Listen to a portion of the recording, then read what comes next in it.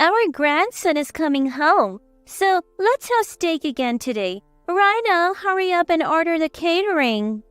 At my in-laws' house, we order steak through catering once a month as a treat. All right, shall we eat? What about mine? How many times has this happened now? Every time they don't prepare a steak for me. My mother-in-law just lets me place the order, and once I've fulfilled that role, there is no steak for me. My mother-in-law is very assertive, and I just can't stand up to her. I guess I'll just have to put up with it again. Just when I was about to give up, Grandma's really mean, isn't she? What? My name is Raina. I'm a 38-year-old housewife.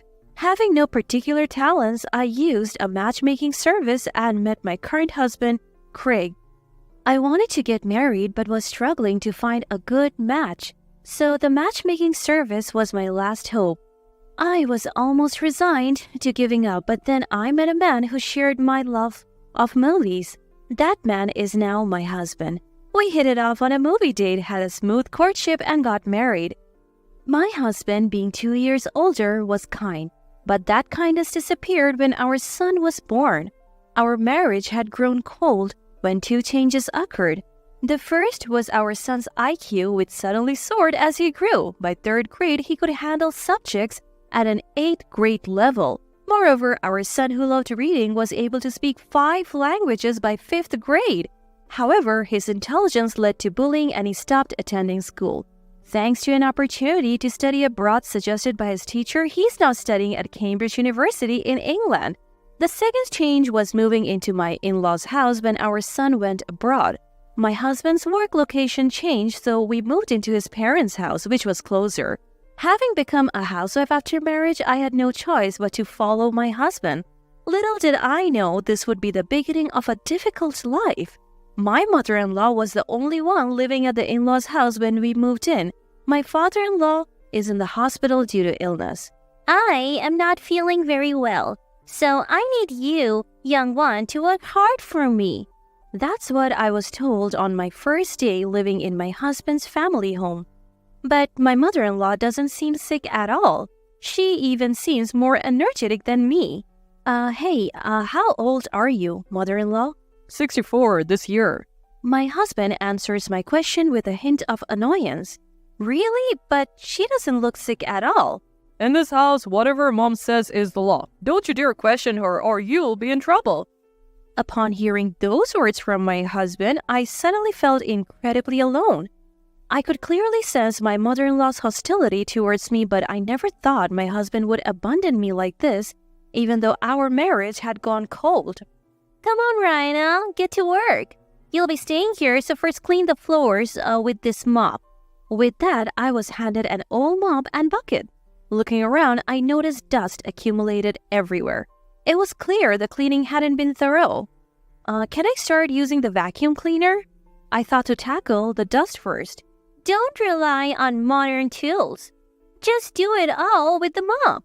Despite having a vacuum cleaner in the house, my mother-in-law refused to let me use it. I gave in and obediently replied, "Understood." Could you do that part while I do this one? I thought we would clean together, so I asked my husband, but my mother-in-law interrupted with a contemptuous look. What are you talking about? Craig and I will chat and rest here. You clean by yourself. But the house is unnecessarily big with 6 beds, 3 baths. It was impossible for me to clean it all alone. Also, do the dishes that have piled up, please.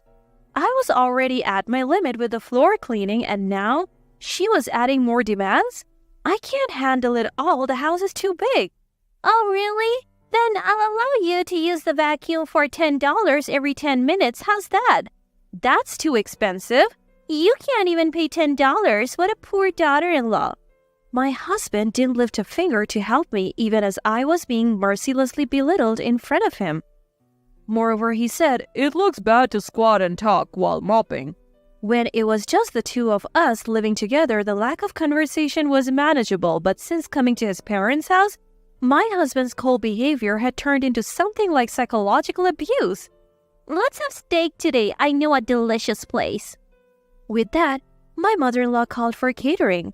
My arms ached, but I somehow finished the cleaning and dishes. And right when I finished, the catered steak arrived. I worked hard for this. I was beyond excited for the steak. Ever since I heard that we would be ordering steak, I put extra effort into cleaning. My mother-in-law said it was going to be an expensive steak, and I couldn't help but wonder just how delicious it would be. My stomach seemed to growl just thinking about it. Reina, please pour some water. My mother-in-law's tone was commanding and cold, but I could endure it all for this moment. I absolutely love steak, especially filet mignon. Once I finished pouring the water, the ordered steaks were lined up on the table. Oh, wow, it looks delicious. Thank you, mother-in-law. I thanked her with joy. Huh? What are you talking about? There's no way there's any for you. My mother-in-law responded with a puzzled face. What? What do you mean there is none? I felt my heart sink to rock bottom. I cleaned the floors as you asked, and I have done the dishes. I said weakly, only for my mother-in-law to retort, That's only natural. It was merely a token of appreciation for letting you stay. Think of it as paying a fee through your actions. Did you think you could live here for free? I had moved into my in-laws' house due to my husband's work, and it was already nothing short of hell. Yet I didn't have the money to live on my own. Since getting married, I only received $200 a month for allowance. After buying clothes, cosmetics, and necessities, I cannot save. My savings before meeting my husband were spent on moving expenses and my father's surgery. I thought I would at least be secure as a housewife. I realized how naive I had been. So what about my dinner? My mother-in-law seemed completely unprepared for that question and began pondering. Let me think. I felt hurt and questioned my word. There are some noodles around. You can eat those. The table held high-quality steaks, and my meal was noodles? This stark difference told the story of my place in this family. They both ate their steaks in silence, never offering me a bite. Reina, wash this knife and fork thoroughly. The only time I came close to the steak was when I washed the knife and fork after they were done eating. From the very first day, I endured horrible mistreatment, and I was mentally and physically exhausted. One day, during this never-ending cycle, a call came from our son who was studying abroad. Mom, long time no see. Hey, you were good at handcrafts, right? What's this all of a sudden? I wouldn't say I'm good at it, but I do embroidery as a hobby. Really? Handcrafts are trendy here in America now, and I was reminded of your work. There are specialty stores here, but even looking back now, the quality of your embroidery is on another level. My son praised me during this rare phone call. How long has it been since someone praised me? I couldn't help but feel happy and even shed a few tears. Thank you. Only Leo would say something like that to me. My emotions must have transmitted to my son because he said, Mom, is something wrong? Your voice is trembling. What? My son is learning psychology in school, it seems. He said he has perfectly memorized all human unconscious actions that tie to mental states. Already a high IQ son, he's been further honed by receiving quality education. Now, they say his IQ is even measured at 200. Even as his mother, I can't believe he's the same person.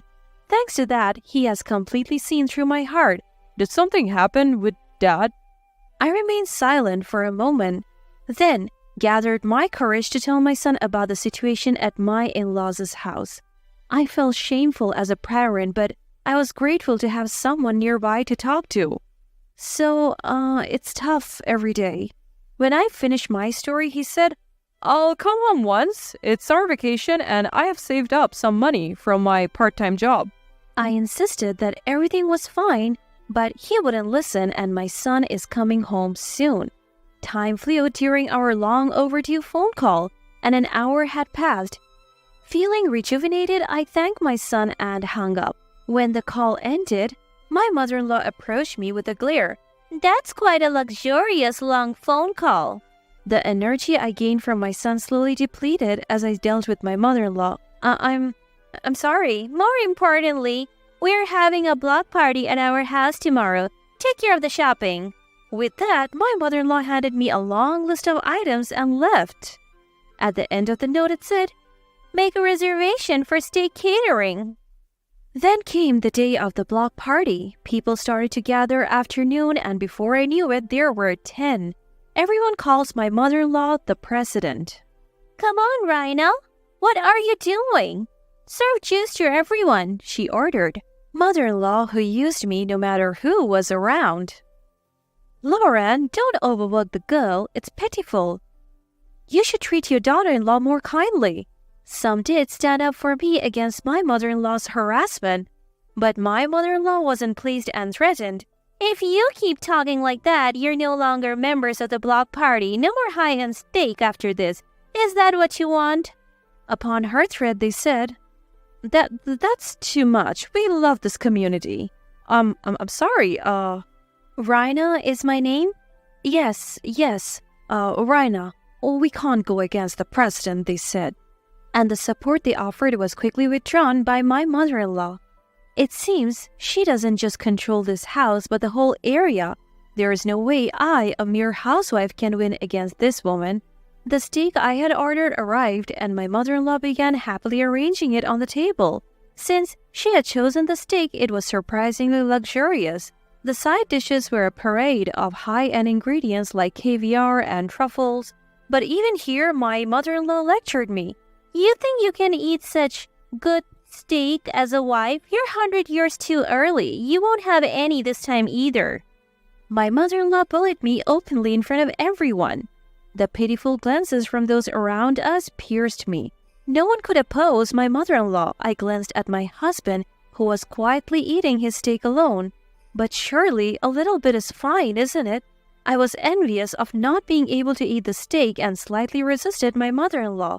"Of course it's not okay, but I'm not a demon. I bought beef noodles for you this time, so I'll give them to you," she said, handing me a serving of noodles. Upgraded from ordinary noodles to beef noodles? But what I wanted to eat was steak. I finally lost my patience and raised my voice.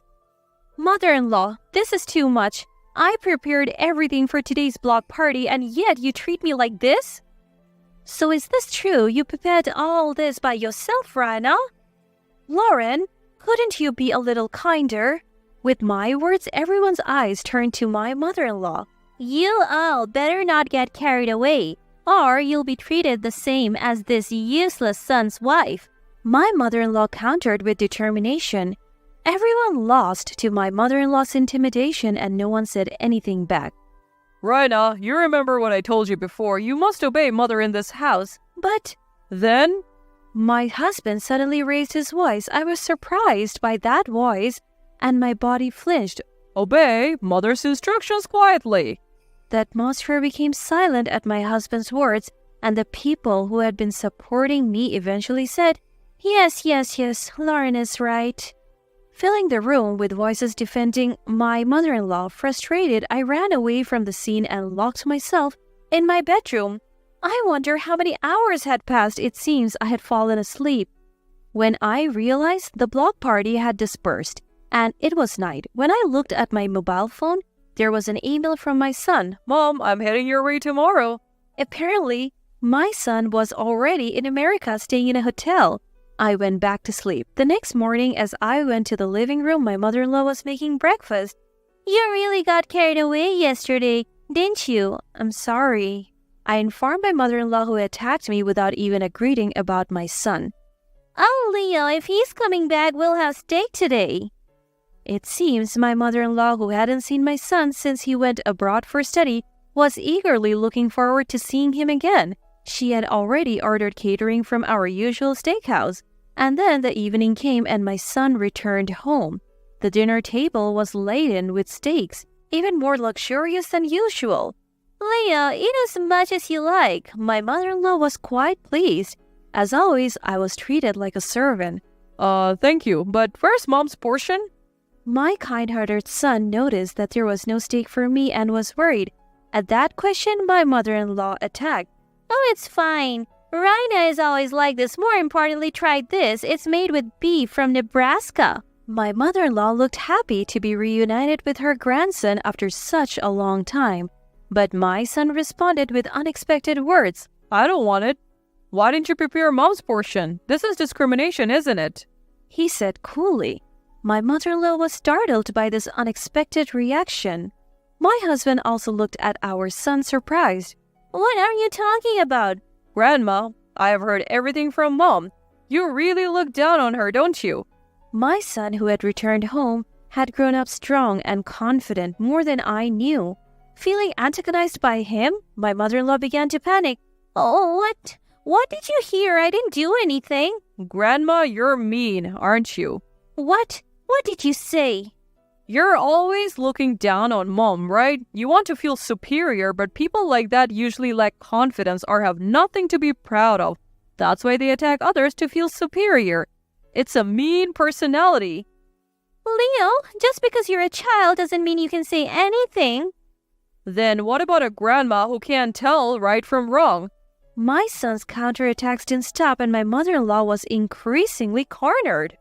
That's true, isn't it? Everyone has an equal share of stake, but mom has nothing? This is clear discrimination. Normally, this would lead to a fight. I have seen it happen many times. My son was looking at my mother-in-law with cold eyes, far beyond his years. Seeing those eyes, she became a little timid and quieted down. But my son's momentum did not stop. You're panicking. Your eye movements, habits, and amount of sweat tell the story. I'm studying psychology at Cambridge University, always at the top of my class, and I assist a professor every day. I see many types of people, and Grandma, you have a typical dictator personality. Me? A dictator? My mother-in-law seemed to have taken some damage, making a face. She probably never thought the day would come when her grandson would say such things. You're sweating a lot from the agitation. Are you panicking, Grandma? Maybe no one has ever spoken to you friendly before. That's... My son was completely in control of the conversation's pace. I was simply watching the two of them. My husband was doing the same. But there's really nothing to it, is there? I wonder why everyone was so afraid. By the way, Grandma, do you have something you're good at? Good at? Well... You were snapping at Mom even though you have no talents. That's not cool. Mom has some, though. That's mean. Do you have to say that? My mother-in-law was gradually backed into a corner, losing her ability to articulate. My son showed no mercy to her. Mean?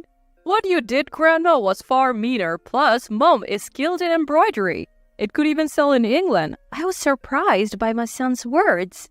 It was the first time my hobby was appreciated like this.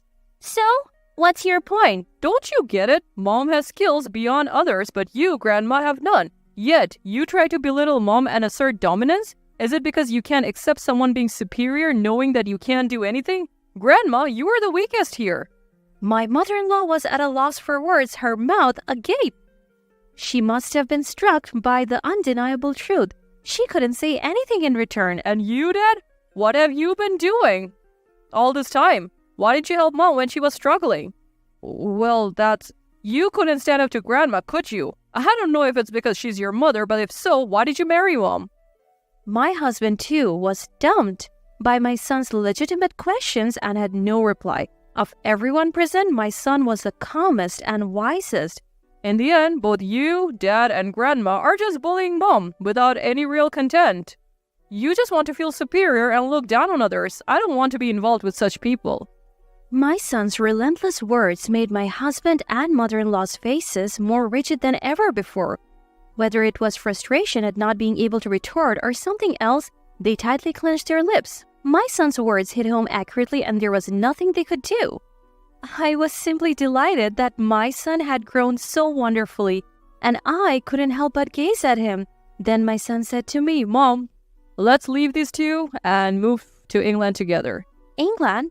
But we don't have the money and finding a job there will be tough. As I replied, my son, who had been serious until now, began to smile. Actually, one of my classmates has a father who's a Hollywood actor. I became friends with him, and when I showed him pictures of your embroidery, he praised them. Then his father heard about it. Really? That's wonderful. My son continued. So his father wants to buy your work and then use a spread with over 200 people now waiting to buy your pieces. What? As I expressed my surprise, My mother-in-law and husband also listened to my son's story with astonished faces. My son went on. Mom, I'm sorry for taking the liberty of arranging this, but they want you to open a store with your handmade crafts. The kid's dad will handle all the expenses, including the cost for relocation, so let's turn your hobby into a job in the UK. My son's eyes were sparkling with excitement. Indeed, for something I do as a hobby, people around me often praise my finished works. I never dreamed that this would become my job. And in England? No less, not America. I fell silent for a while, pondering. The three of them focused on me as I thought, Oh, Rhina, you're not really going, are you? You can't be serious, right? My mother-in-law and husband asked me with frantic expressions. I thought hard about it. My son was right.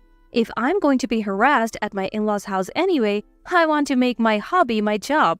Moreover, the already frosty relationship with my husband has worsened due to his cold attitude. I felt like I didn't need to be here anymore, and I made up my mind. I'll give it a try. I accepted my son's proposal. My son was overjoyed at my answer, and my mother-in-law and husband wore shocked expressions. I decided to say it plainly.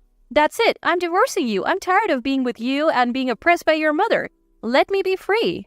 With that, my husband slumped and said, All right. My mother-in-law was ranting until the end, but I didn't catch any of it and don't remember. And so the divorce was finalized without fuss and I was freed from my in-laws' house. Now I'm busy in England preparing to open a shop. I insisted on making all the products by hand. This may be the most fulfilling time in my life.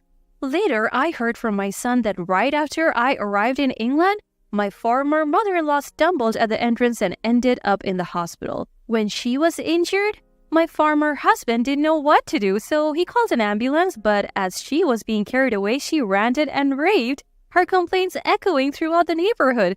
This incident led to the block party members finally distancing themselves from my former mother-in-law. Since they were merely members who had quietly obeyed under intimidation, there were no real friends around her. My son apparently still keeps in touch with my former husband. It seems my former husband is doing all the housework by himself since my former mother-in-law was hospitalized, and with increased expenses, he has started working a late-night part-time job. The two who had continued to torment me have now begun to fall in love. Considering my former mother-in-law's age, full recovery may be difficult and she may need care even after discharge. It's going to be tough, but I hope the two of them will do their best to live on. I'm steadily working on products for the opening. My son is helping with the interior decoration of the shop next door. Although the idea of moving abroad was scary at first, my son is helping me wholeheartedly, which is very reassuring. My son who rescued me from a painful in-law family. Now, as a mother, I will do my best to support my son as I finish the last piece.